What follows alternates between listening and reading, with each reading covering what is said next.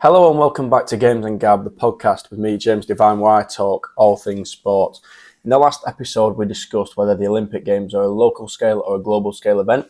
In this episode, we're going to still be talking about the Olympic Games, but this time the question up for debate is, was there agenda in the Paris Olympics? If you are new here and enjoy this kind of content, please feel free to like and subscribe. And I would also be very interested to hear your thoughts and opinions on this topic, so please leave them in the comment section below.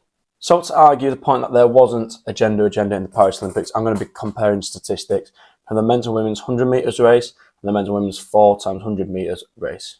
The Olympic YouTube channel posted an equal amount of content per event per gender with identical styles and titles, and the effect of the aligness between the videos is massive. So in 2019, Tewksbury and Sherfull stated that the images and words chosen by journalists have the power to influence how audiences interpret and evaluate topics. Audiences use primary frames of reference to classify new information. The choice of frames influence audiences' perceptions.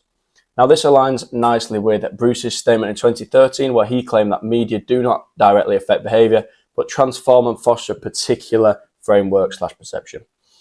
Therefore, because the content for each event per gender was identical, they produced the same framework for the audience, as well as parallel levels of engagement, contrary to the aforementioned events. As seen now, both events gained fantastic viewership, with the women's events averaging around 3 million views per video and the men's averaging about 3.75 million views per video. The women's races finished first and second on the list of most watched highlight videos from the Paris Olympics in the female categories, and the men's races finished second and third in the alternate list. Displaying that competition and an element of the Paris Olympics transcended agenda. However, there is great evidence to suggest that there was agenda in the Paris Olympics, and evidence for this lies within the highlights for the men's and women's basketball gold medal matches, as well as for the men's and women's gymnastics. So on the Olympics official YouTube channel, there is over double the amount of videos for men's basketball from throughout the Olympics compared to videos on women's basketball. And this includes highlights, compilations for star players, and full game replays. This is reversed when looking at the activity of gymnastics content on the same YouTube page. So over double the amount of women's gymnastic footage compared to men's gymnastic footage. A reason for this could be hegemonic masculinity, which in 2005 Connell and Messerschmidt said could be conceptualized as an idealized form of masculinity that is connected to toughness and competitiveness. Now this was re-emphasized by Stetson and Burke in 2001, when they said that in Western culture, men are stereotypically seen as aggressive, competitive, while women are seen as the opposite, as being passive and cooperative and expressive.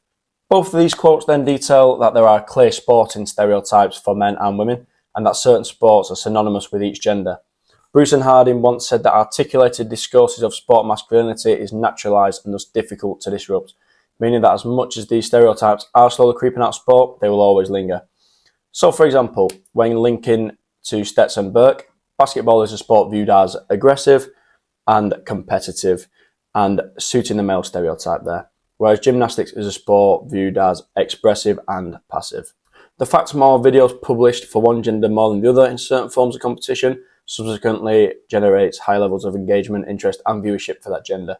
And I formed this bar chart here to prove this and to portray the extent of the difference in viewership in these events as a result of this.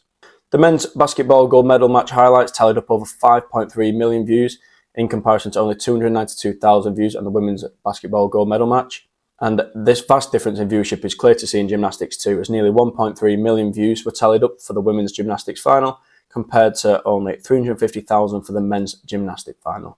The content publishing numbers and their consequent viewing figures mentioned in my chart support this ideology and can therefore be used as an argument that there was a gender agenda in the Paris Olympics.